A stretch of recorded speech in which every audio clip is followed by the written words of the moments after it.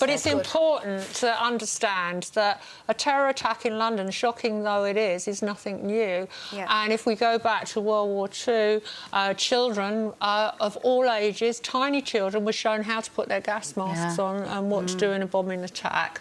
So, you know, we didn't get over-exercised then about whether it was the right thing or the wrong thing to tell 5-year-olds what to do.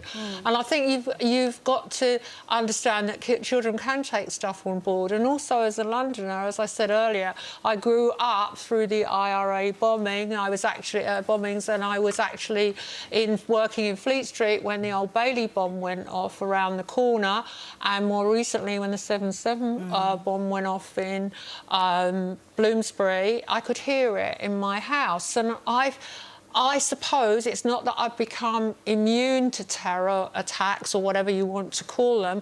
I accept that they're part of daily life now, and it would be wrong to assume otherwise. And I would never stop going on the underground or using public transport or going. And I think you've got to convey to people a sense of calm and going about your business as usual. And that's what you have to do.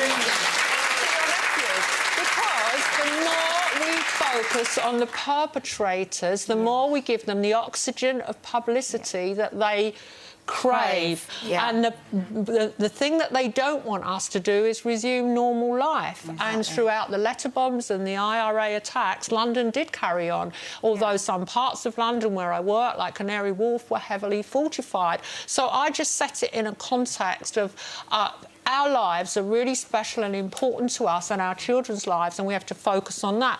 And I agree that going back to and addressing this in schools is a really good idea. But children in schools, if there is any violence in schools in this country, it's generally a lone child or a lone disaffected teenager that will attack, or, you know, we've seen it over and over again. No one can predict they're going to do it.